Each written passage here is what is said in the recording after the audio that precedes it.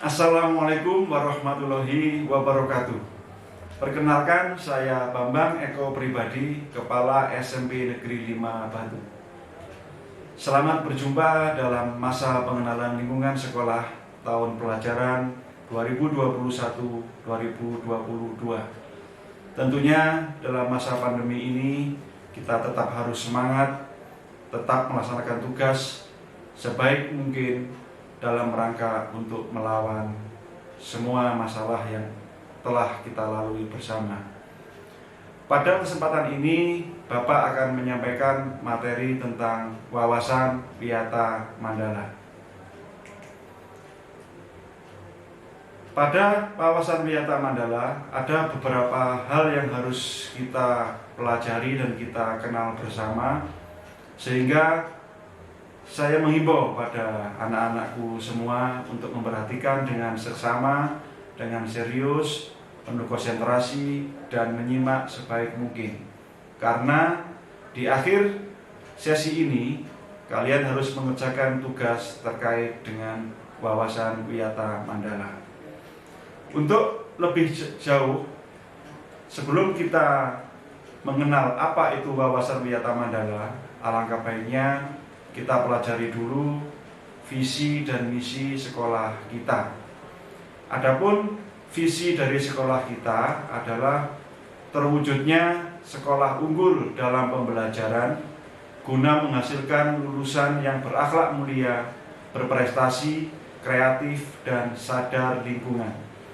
Inilah anak-anakku semua, impian kita bersama, cita-cita kita bersama, yang mana ada 4 poin yang menjadi titik tumpu dari visi kita. Yang pertama, bagaimana nanti kita semua bisa menghasilkan lulusan yang berakhlak mulia, bagaimana bisa berprestasi baik di bidang akademik maupun non-akademik, bagaimana semua nanti bisa kreatif dan sadar lingkungan. Perlu kita ingat bersama bahwa dulu pada tahun 98 bencana banjir melanda di desa kita, dan dampaknya adalah masyarakat sekitar, sehingga kita harus turut peduli dalam menjaga lingkungan di sekolah kita agar kejadian seperti itu tidak terulang kembali. Anak-anakku semua, untuk mencapai impian kita bersama, maka ada beberapa hal yang harus kita emban, yaitu berupa misi sekolah. Adapun misi yang pertama adalah sekolah harus menyelenggarakan pendidikan agama dengan keyakinan peserta didik. Yang kedua, sekolah menyelenggarakan pendidikan akademik sesuai dengan kurikulum yang berlaku. Yang ketiga, menyelenggarakan pendidikan non-akademik sesuai dengan bakat minat peserta didik. Dan yang keempat, menyelenggarakan pendidikan sadar lingkungan. Adapun dari beberapa misi yang kita emban itu, anak-anakku semua, tentunya kita harus mempunyai tujuan yang sangat jelas dan tegas. Adapun tujuan dan target ini akan kita capai bersama jika kita mampu melaksanakan kegiatan secara komunikatif, kolaboratif, dan efektif sesuai dengan tujuan yang akan kita capai. Ini adalah satu contoh kegiatan anak-anak kita untuk mengemban tugas yang pertama, yaitu mewujudkan pendidikan yang berakhlak mulia. Baik, langsung saja kita kaji satu persatu misi dan tujuan dari sekolah kita. Yang pertama, menyelenggarakan pendidikan agama sesuai dengan keyakinan peserta didik. Tujuan utamanya yaitu menghasilkan lulusan yang memiliki keimanan dan ketakwaan sesuai dengan keyakinan peserta didik.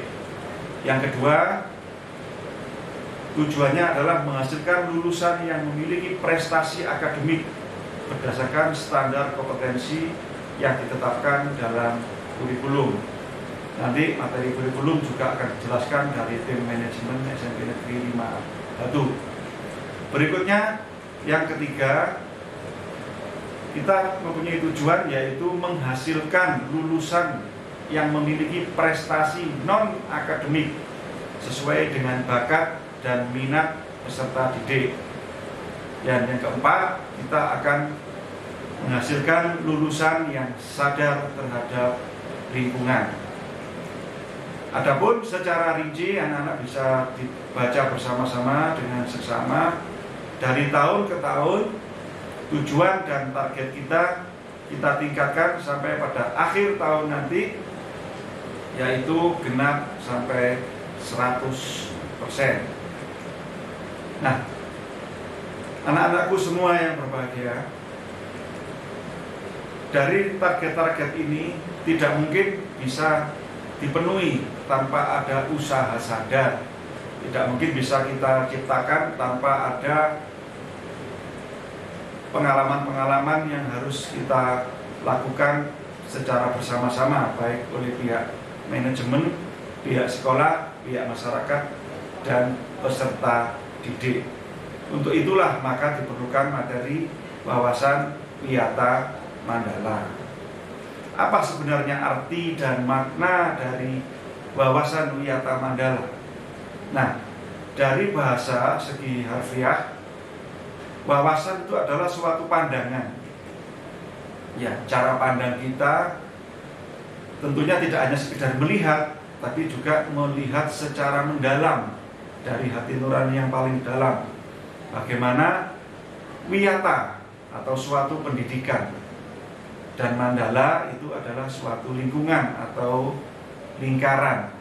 Sehingga kalau digabung, wawasan Wiyata Mandala adalah suatu pandangan di mana kita harus memandang lingkungan sekolah sebagai tempat untuk menuntut ilmu pengetahuan. Nah, beberapa unsur-unsur Wiyata Mandala. Yang pertama, sekolah adalah lingkungan pendidikan. Nah, di sini kepala sekolah mempunyai wewenang dan tanggung jawab penuh atas penyelenggaraan pendidikan dalam lingkungan sekolah. Dan yang ketiga, antara guru dan orang tua siswa harus ada saling pengertian, saling kerjasama dalam rangka mengemban tugas pendidikan. Jadi pendidikan tidak hanya diserahkan kepada guru, tapi juga dengan orang tua, gitu ya. Apalagi dalam masa pandemi ini, kalian harus belajar dengan daring, dengan di rumah, jarak jauh. Tentunya di sini kalian sangat butuh sekali peran dari orang tua. Nah, kemudian di sini yang keempat, warga sekolah di dalam maupun di luar sekolah harus menjunjung tinggi martabat dan citra guru. Kemudian yang kelima, sekolah harus bertumpu pada masyarakat sekitarnya dan mendukung antar warga. Jadi hubungan harmonis antara sekolah dengan lingkungan sekolah, dengan warga sekolah, dengan lingkungan RT, RW, dan masyarakat ini sangat mendukung sekali dalam keberhasilan pendidikan. Nah, semua tadi mempunyai peran masing-masing anak-anakku semua. Tetapi dalam materi ini saya hanya menekankan pada peranan peserta didik. Karena anak-anakku semua adalah peserta didik baru, sehingga ini perlu kita sepakati di awal. Bagaimana dalam rangka mewujudkan wawasan Wiyata Mandala, terutama bagi peserta didik. Yang pertama, anak-anak, peserta didik wajib mentaati tata tertib yang berlaku di sekolah tanpa kecuali, ya. Jadi semuanya tanpa alasan apapun, dalam kondisi apapun, kita wajib mentaati tata tertib. Yang kedua, hormat dan sopan kepada guru dan warga sekolah lain. Ya, baik itu penjaga sekolah, petugas kebersihan, harus saling sopan dan santun. Bagus.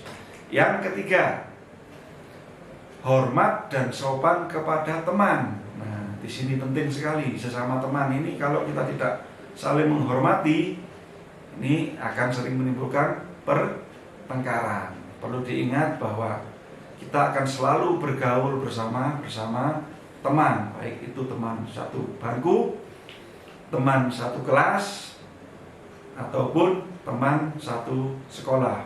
Bahkan dipandang perlu juga harus sopan santun dengan teman di sekolah lain.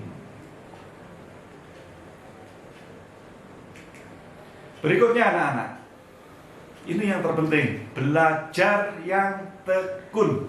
Nah, di sini termasuk saat ini dan mungkin masih beberapa lagi, nanti pandemi kemungkinan masih kita harus melakukan blended learning, baik itu pembelajaran jarak jauh melalui tatap muka terbatas maupun daring. Jadi tetap harus belajar dengan tekun, dengan siapapun ya, baik bersama guru maupun orang tua, bahkan mungkin nanti dengan teman kalian, diskusi melalui Google Classroom, melalui Zoom maupun melalui grup WhatsApp. Kemudian ini yang terpenting, kita juga harus menyelesaikan tugas yang diberikan oleh guru.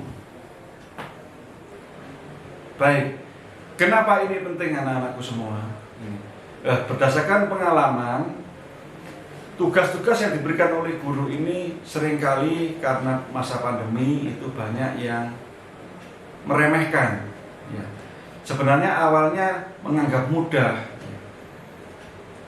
akhirnya lama-lama menumpuk. Nah, sehingga tugasnya semakin banyak.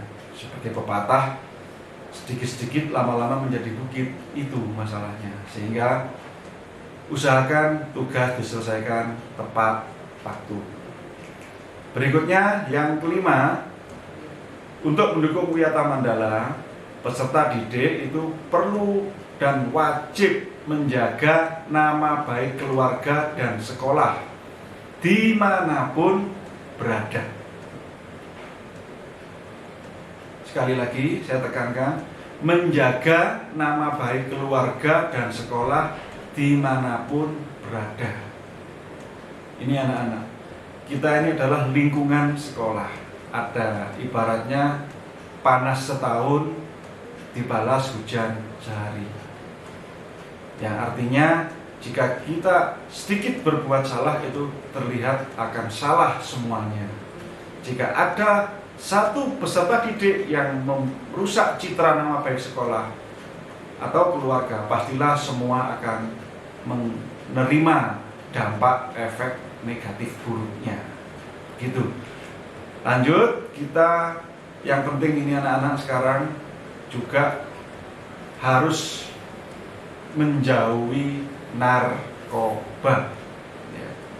Penting sekali di sini karena pada masa seusia anak-anakku itu terkadang masih usia penasaran, gitu ya, masih ingin mencoba. Nah ini sekali lagi Bapak peringatkan, Bapak mohon jangan sekali-sekali mencoba, karena dengan mencoba kalian nanti lama-lama akan terbiasa.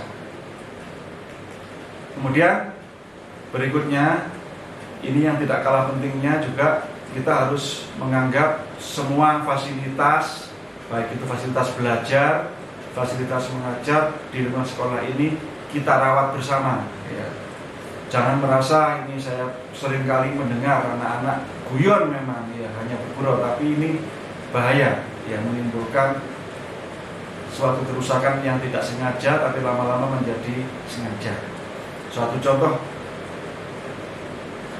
tidak mencoret-coret bangku ya, tidak mencoret-coret meja. Ini penting anak-anak ya. Hal-hal sepele semacam ini Jangan bilang, "Alah Pak, itu dibeli pemerintah saja kok." Gitu. Nah, jangan seperti itu, ya, tidak boleh. Sekali lagi, no, ya, tidak boleh. Ya. Anggap itu punya kalian. Bayangkan kalau punya kalian yang dirusak atau yang dicoret-coret, kalian pasti juga akan susah. Sehingga apapun yang ada di sekolah itu kita rawat bersama-sama. Termasuk sekolah kita yang sangat asri, sangat bersih dan sangat indah ini. Jangan sekali-sekali mencabut bunga. Kemudian seringkali Bapak contohkan kalau ada sampah segera diambil, tidak usah menunggu piket dan sebagainya. Nah, itu peran utama dari peserta didik dalam rangka untuk mewujudkan wawasan Wiyata Mandala yang tercantum dalam rangkaian lingkungan belajar di sekolah. Nah, untuk memahami dan mengetahui tingkat keberhasilan materi ini, Bapak akan memberikan beberapa tugas yang mana pada tugas tersebut yang pertama harus dikerjakan secara individu, ya. Silakan dikerjakan secara individu, dijawab sesuai dengan apa yang telah diterima, apa yang telah dipahami dan yang telah dikuasai. Nah, nanti cara menjawabnya anak-anak tinggal membuka HP. Nanti Bapak Ibu guru pendamping akan mengirimkan link Google Form. Jadi kita langsung action, nanti kalian belajar mengisi di Google Form dengan cara menjawab pertanyaan dari Bapak. Yang pertama, menurut pendapatmu, bagaimana usaha-usaha untuk menggapai visi sekolah? Nah, ini kan menurut pendapat kalian anak-anak, ya. Jadi apa tadi bunyinya visi tadi? Nah, untuk menggapai cita-cita tadi, visi tadi, impian tadi, menurutmu bagaimana usaha-usaha yang harus dilakukan? Kemudian yang kedua, siapa sajakah yang bertanggung jawab terhadap kemajuan sekolah? Nah, ini siapa saja tadi sudah kami sampaikan, ya.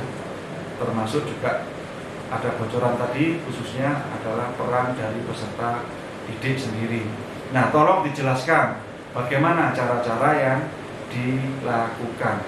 Nah, dua soal ini harus kalian kerjakan melalui Google Form, nanti yang linknya akan diberikan oleh Bapak Ibu guru pendamping masing-masing kelompok.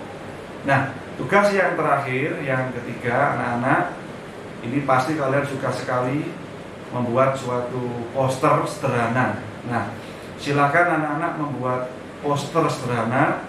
Temanya adalah tentang kebanggaan sekolah di SMP Negeri 5 Batu. Ya, usahakan poster memuat tulisan atau slogan atau foto kalian.